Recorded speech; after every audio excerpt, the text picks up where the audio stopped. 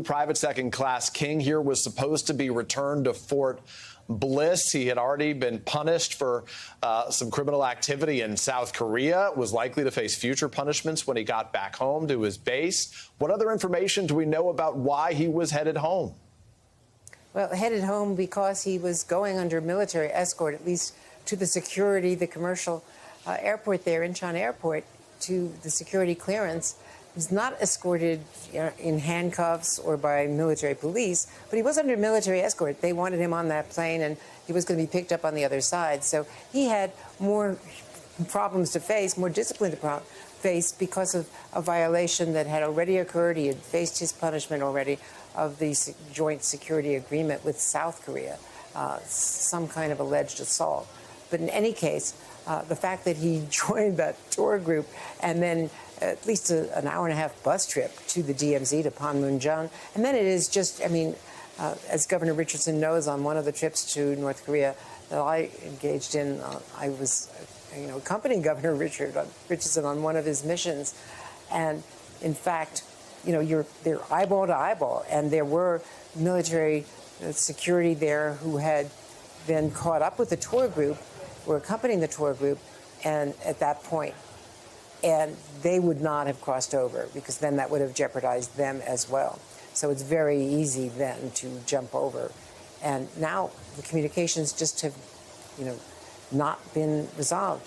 I did talk to Linda Thomas Greenfield, Peter, about this. And the larger backdrop is that we have no communication with Pyongyang. It has just been, years of radio silence, even as they escalate their nuclear and missile program. Listen to some of that conversation last night here in Aspen. We have made an effort to engage diplomatically with this government. President Biden made that offer on day one, and that offer is still on the table, that we're willing to engage with them at the diplomatic table. They've not accepted, but it's not for lack of trying on our side. So Pyongyang did acknowledge receiving a message from the U.S. very immediately that he was, doing this willfully, not under orders. It was not aggressive. Right. They acknowledged receiving that, but since then, as far as we know at this point, they have not communicated since. So, Governor, if I can, you've been involved in these negotiations. What is the biggest challenge right now? Communications has to be high on that list. Well, the biggest challenge is the tension in the peninsula, the fact that we've had military maneuvers with the South Koreans, with the Japanese. The North Koreans are, I think, as Andrew mentioned, very hostile right now. They won't talk to us. But at the same time, I think what we have to do is, and I think we're playing it correctly, no bombast, no denunciations. The good news is the North Koreans have said nothing about this incident. The hope is that this can be treated exclusively as a humanitarian issue, that the North Koreans interrogate this young man. They probably will find out he's a troubled young man. I don't think he's a defector. He's somebody that's going to face military discipline, and that he will be deported without any kind of recriminations, diplomatic talk. Now, our military does talk to the North Koreans, right? Andrea's been there when we tried it. We got 7 remains of our soldiers back.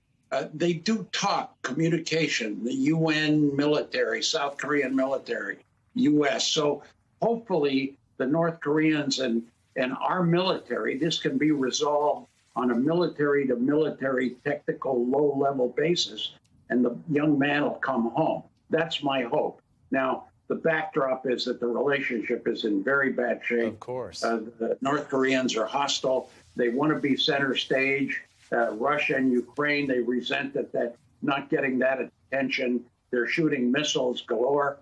So it's a big challenge. And we have to be very careful. Quiet diplomacy.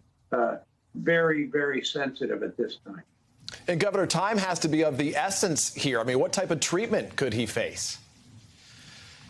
Well, I suspect he's been sent to the capital, to Pyongyang, where their military facilities, interrogations happen. the sooner the better this is resolved, the sooner there is some kind of explanation for why he went over there from the North Korean side on a non-hostile basis is what we want. What we don't want is for the North Koreans to use this as a propaganda tool at a time when the tensions are so high. The timing on this is not good. And so we have to work very closely with the Koreans, the South Koreans, with the Japanese. The Chinese won't help us. They used to help us a lot, but they're not in the mood to help us with sanctions and interceding. So, so far, so good. No news is good. No statements from the North Korea is good right now. Andrew, you said you spoke, we know that you spoke to the UN ambassador, Linda Thomas-Greenfield, about another American being detained in Russia. That's the Wall Street Journal reporter, Evan Gershkovich. Here's part of your exchange. Can you engage at the working level with the Russians to free Evan Gershkovich, the Wall Street Journal reporter? I engaged directly with my counterpart on that. Is there any progress at all? He's wrongfully detained. He's not a spy, and he has no prospect of getting out. Are there back channels? Yeah, the president has indicated that this is the highest priority for him, and every single member of his national security team, we work on this issue every single day. So, Andrea, what needs to be done? How does this get resolved to try to return Evan Gershkovich? Also, the former Marine, Paul Whelan. Well, right now, Russia is not being helpful, to say the least.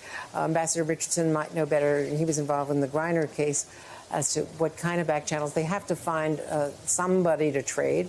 They don't want to leave Paul Whelan behind another time and disappoint his family as well. But right now it's bad. There are lawyers working on it very privately and trying to influence other governments to try to be helpful. Bill Richardson, we appreciate your being with us. Andrew, oh, yeah, no, please go ahead, Governor. No, I just think it has to be a 2-for-2 where we have to get Paul Whelan back along with Evan Gershkovich. We can't leave him behind. And I think this is a problem. The timing is controlled by Russia. And again, the relationship is very hostile. So that affects what we're doing. But it's going to take a prisoner exchange, and we should accept that and just do it.